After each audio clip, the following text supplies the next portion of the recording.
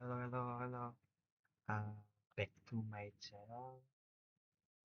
Gimana channel ini menyangkut tugas-tugas kuliah aku. Sekali lagi, aku Abdul Sabar Sulaiman ingin membawakan materi tentang penelitian tindakan kelas. Oh ya, sebelumnya yang belum kenal aku dari Universitas Muhammadiyah Tangerang ingin membawakan materi penelitian tindakan kelas kali ini, yaitu di mana saya disuruh untuk eh, membawa materi yang ada di buku penelitian tindakan kelas dari halaman 171 sampai 218.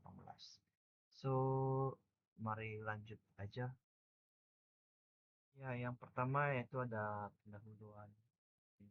Apa itu PTK? Definisi PTK. Penelitian tindakan kelas PTK adalah metode penelitian yang intuitif, reflektif, dan kolaboratif dilakukan oleh guru untuk memecahkan masalah pembelajaran di kelas secara langsung melalui siklus perbaikan. Apa sih itu PTK yang lebih enak kita ketahui gitu?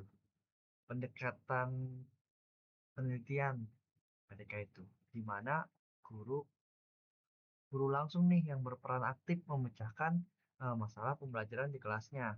PTK juga bersifat reflektif dan kolaboratif, bertujuan untuk meningkatkan kualitas pembelajaran melalui siklus perbaikan yang berkelanjutan. Lalu, selanjutnya ada metode pembelajaran. Metode pembelajaran yang ada di PTK ini adalah ya, yang pertama itu langkah-langkahnya. Langkah-langkah kegiatan pembelajaran yang mencakup cara penilaian untuk membuat belajar lebih menarik dan meningkatkan pemahaman siswa. Itu ada metode information search atau mendorong siswa untuk aktif mencari jawaban sendiri secara berkelompok dari berbagai sumber bahan bacaan. Secara lebih kita ketahui adalah metode pembelajaran ini adalah rangkaian kegiatan yang mencakup evaluasi bahan ajar, metode yang efektif, membuat pembelajaran menarik dan lebih mudah dipahami.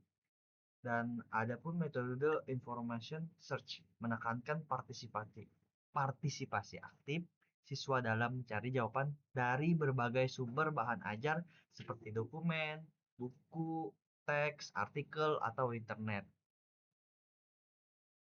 Baik, lalu selanjutnya ada hubungan metode dengan fasilitas, waktu, dan tempat. Untuk fasilitas itu mendukung siswa dengan bahan bacaan dan sumber dayanya. Waktu bermain peran dalam jadwal yang fleksibel untuk belajar. Tempat biasa dilakukan di ruang kelas atau perpustakaan. Jadi kayak metode information search yang membutuhkan dukungan fasilitas ini perlu memadai seperti buku dan akses internet. Pembelajaran ini dapat dijadwalkan dalam waktu yang fleksibel, baik di ruang kelas maupun di perpustakaan. Fasilitas yang memadai juga ini sangat penting untuk kelancaran penerapan metode pembelajaran ini. Lalu selanjutnya ada penelitian relevan. Yang pertama itu ada peningkatan hasil belajar di buku tersebut di halaman berapa. Penelitian Purnamasari itu ada penggunaan information search meningkatkan hasil belajar IPS di MAN Yogyakarta 2. Yang kedua ada penelitian Munasikah di mana berjudul penerapan pada mata pelajaran Al-Quran Hadis di MI Sidoarjo Tegal Rejo Magelang yang juga menunjukkan peningkatan hasil belajar. Jadi di mana penelitian terdahulu ini mengungkapkan bahwa metode information search efektif meningkatkan hasil belajar siswa. Jadi kayak penelitian, jadi ada contohnya penelitian Ipung Purnamasari menunjukkan peningkatan hasil belajar IPS di MIN Yogyakarta 2. Terus sementara di penelitian Munasika menunjukkan peningkatan hasil belajar pada mata pelajaran Al-Quran Hadis di MI Sidoarjo. Jadi seperti itu. Lalu adapun karakteristik siswa di kelas 5. Eh, di, di siswa kelas 5 ini tahap perkembangan usianya itu di 9 tahun sampai 10 tahun. Yang pertama ada berpikir logis pada tahap operasional konkret target. Terus yang fokus pada objek dan peristiwa nyatanya. Terus siswa kelas 4 ini berusia 9 sampai 10 tahun pada tahap perkembangan operasi konkret menurut teori Piaget di mana di buku tersebut eh, mencantumkannya. Itu pada usia ini mereka mulai berpikir logis dan lebih mudah memahami objek serta peristiwa yang nyata dan konkret. Lalu ada namanya metode penelitian. Penelitian tindakan kelas juga menggunakan model spiral dari Kemis dan Taggart dengan tahapan yang pertama ada perencanaan atau planning, tindakan, action, observasi, refleksi, perencanaan kembali, ada 5. Nah, PTK ini mengadopsi model spiral dari Kemis dan Taggart yang terdiri dari beberapa tahapan. Ya, tadi yang saya sebutkan tersebut. Ya, model ini memungkinkan guru untuk terus memperbaiki pembelajaran berdasarkan refleksi terhadap hasil tindakan sebelumnya. Lalu selanjutnya ada instrumen penelitian. Instrumen penelitian ini terdiri dari tes, observasi, dokumentasi, catatan lapangan. Tes ini ya menilai hasil belajar siswa, observasi ini mengamati tindakan guru dan siswa, dokumentasi ini mengumpulkan dokumen terkait pembelajaran. Catatan lapangan ini mencatat observasi selama penelitian. Jadi berbagai instrumen digunakan untuk mengumpulkan data selama PTK berlangsung. Tes digunakan untuk menilai hasil belajar siswa. Nah, observasi ini juga untuk memantau tindakan guru dan siswa. Dokumentasi untuk mengumpulkan berkas terkait pembelajaran. Serta catatan lapangan untuk mencatat observasi selama penelitian. Untuk selanjutnya ada teknik analisis data kualitatif dan kuantitatif. Di PTK ini biasanya ada kualitatif dan kuantitatif. Di PTK ini menggunakan pendekatan Miles dan Haberman, pengumpulan data, reduksi data, penyajian data, dan penarikan kesimpulan.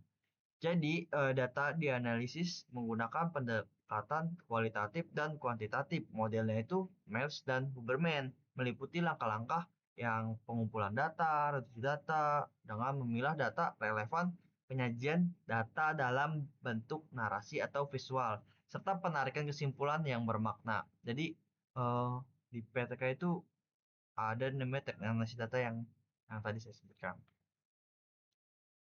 Lalu ada keabsahan data dan validitas.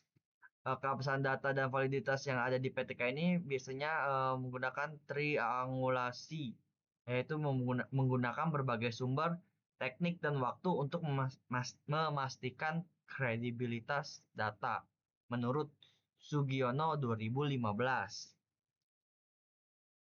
Yaitu metode triangulasi memastikan keabsahan data dengan menggunakan berbagai teknik pengumpulan data dari berbagai sumber dan waktu. Nah, teknik ini juga meningkatkan kredibilitas dan validitas data yang dikumpulkan.